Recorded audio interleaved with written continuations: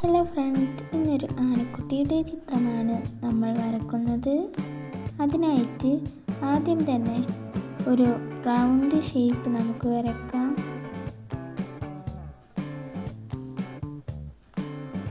എന്നിട്ട് വീഡിയോയിൽ കാണുന്നത് പോലെ കുറച്ച് സ്ഥലത്ത് നമുക്ക് ഇതുപോലെ മായ്ച്ചു കൊടുക്കാം.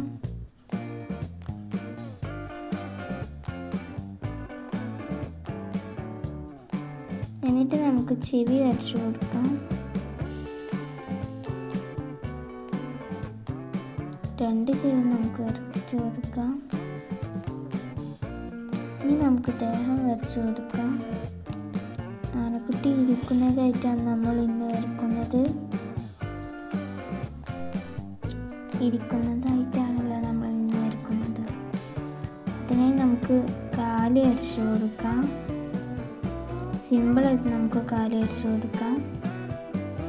ആനക്കുട്ടിയെ വരയ്ക്കാൻ വളരെയധികം സിമ്പിളാണ്. ഇനിയിപ്പോൾ നമുക്ക് മറ്റേ കാലും കൂടി വരച്ചു കൊടുക്കാം. രണ്ട് കാലും നമ്മൾ വരച്ചു കൊടുത്തു.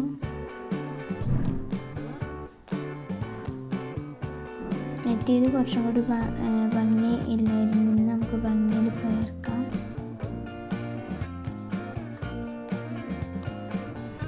നമുക്ക് വിരലുകൾ വരച്ചു കൊടുക്കാം. ഇതുപോലെ വീഡിയോയിൽ വന്നതുപോലെ വരക്കാം.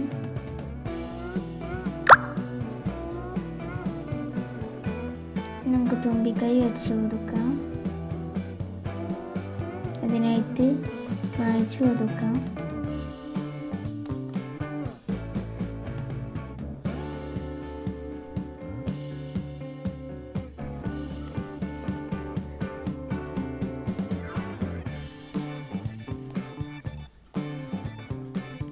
ഇനി തുമ്പിക്കൈമ കുറച്ച് ബ്യൂട്ടിഫുൾ ആക്കാൻ ഇതുപോലെ വര വരച്ചു കൊടുക്കാം.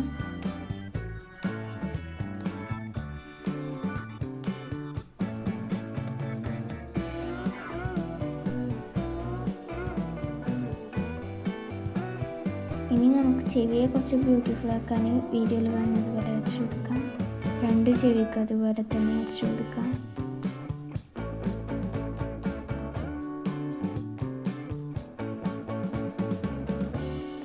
നമുക്ക് ചെവിയിൽ വീഡിയോയിൽ വന്ന പോലെ വര വരച്ചു കൊടുക്കാം. ആനക്കുട്ടിക്ക് മുടി വരച്ചു കൊടുക്കാം.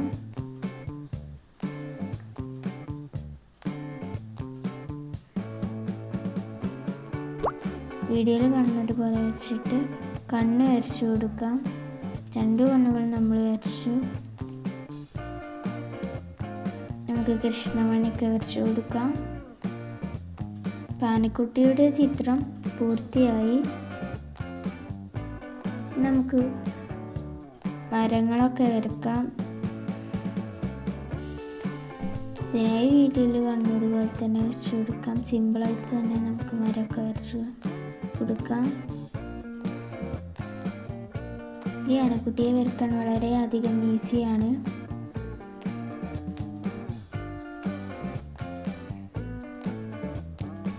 അങ്ങനെ നമ്മൾ രണ്ട് മരം വരച്ചു കൊടുത്തു. നമുക്ക് പുല്ല് വരച്ചു കൊടുക്കാം. ഇതുപോലെ പുല്ല് വരച്ചു കൊടുക്കാം.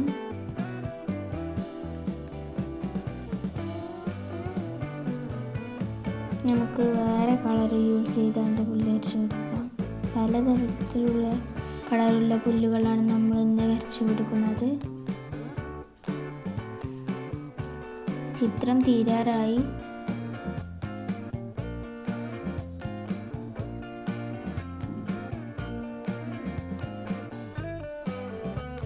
നമുക്ക് സണ്ണിനെ വരച്ചു കൊടുക്കാം.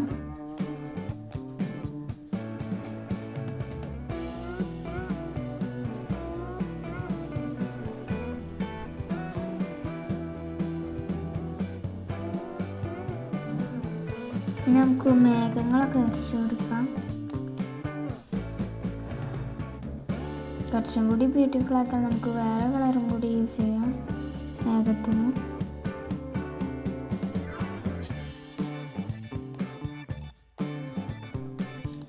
കുറച്ച് ഡാർക്ക് ബ്ലൂ കൊടുക്കുന്നുണ്ട്.